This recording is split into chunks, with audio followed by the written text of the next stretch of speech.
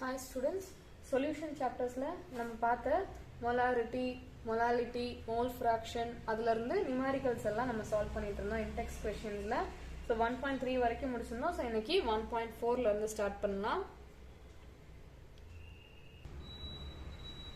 1.4. So 1.4 questionல என்ன சொல்றாங்க அப்படின்னா, calculate the mass of urea required in making 2.5 kg of 0.25 molar aqueous solution. So என்ன பண்ண சொல்றாங்க நம்மள, calculate mass, எதோட mass, யூரியாவோட mass என்ன அப்படின்றத calculate பண்ண சொல்றாங்க.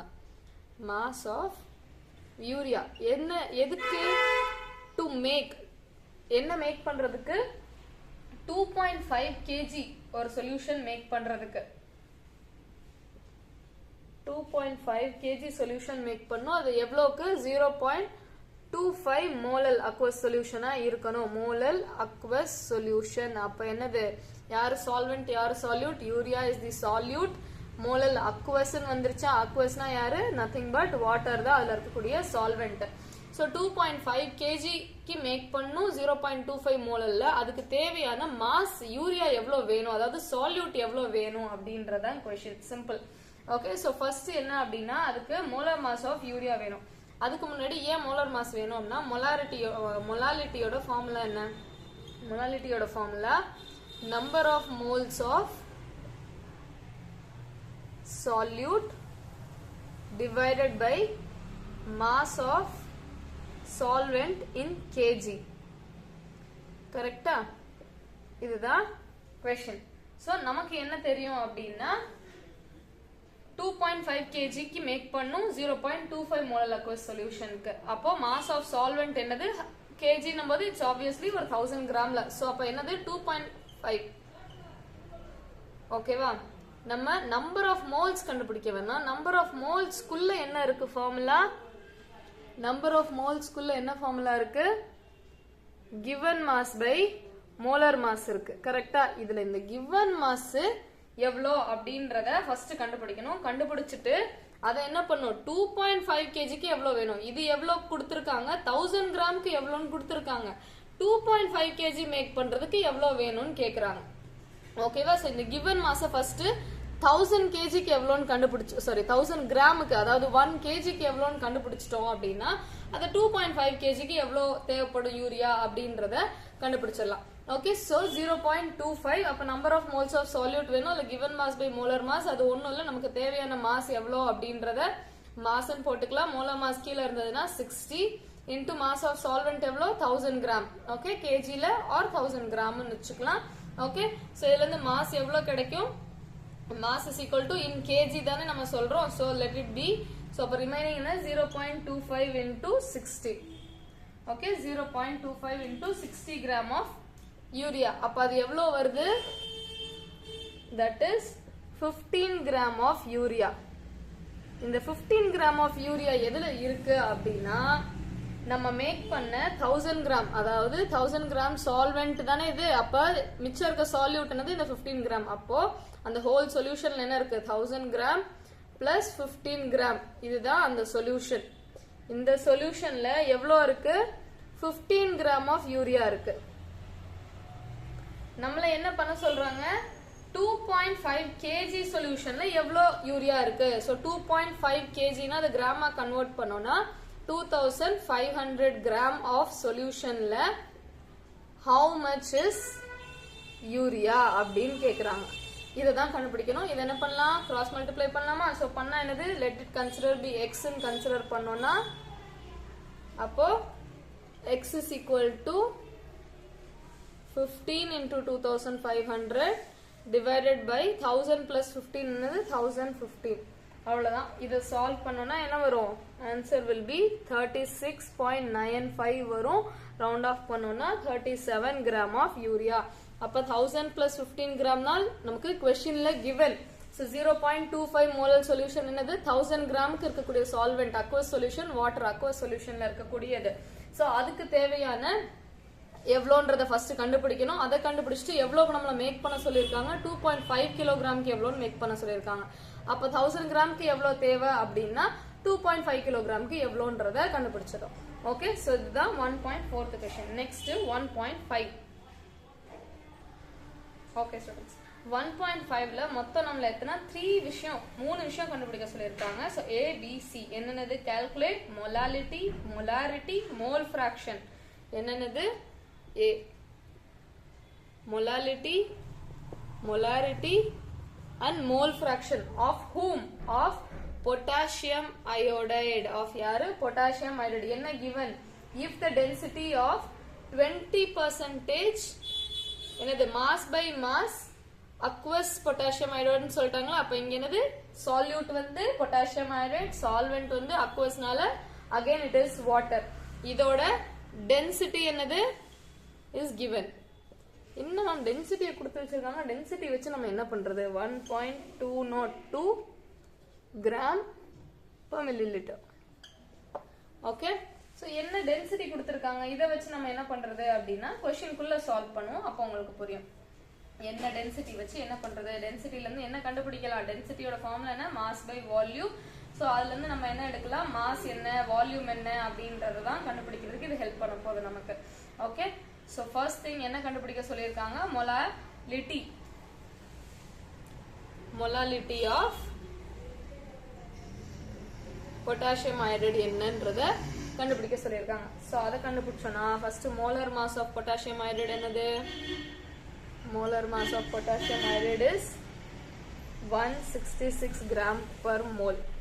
நத்திங் பட் பொட்டாசியம்க்கு 39, அயோடைடுக்கு 127. ரெண்டே ஆட் பண்ணோம்னா 166. ஸோ என்ன சொல்லியிருக்காங்க? மொலாலிட்டியில 20% அக்வஸ் பொட்டாசியம் அயோடைடு. அப்படின்னா என்னது? 20 கிராம் எதுல இருக்கு?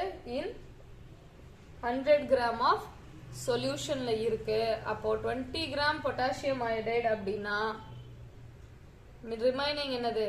80 gram of gram 80 gram of water இருக்குன்றது தெரியுமா? 100 கிராம் சொல்யூஷன்ல 20 கிராம் பொட்டாசியம் அயோடைடு அப்படின்னா ரிமைனிங் 80 கிராம் இஸ் வாட்டர்ன்றது தெரியும். இதுல இருந்து என்ன எடுக்க போறோம்? நம்மளோட மோல்ஸ் எடுத்துக்கலாம். ஓகே, மோல்ஸ் எப்படி எடுக்கலாம்? given mass by molar mass. given mass என்னது? 20 gram.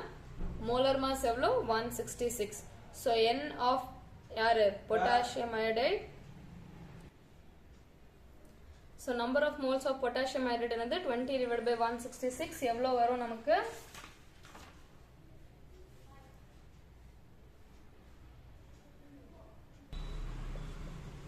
n of potassium iodide 20 divided by 166, the answer is 0.1204.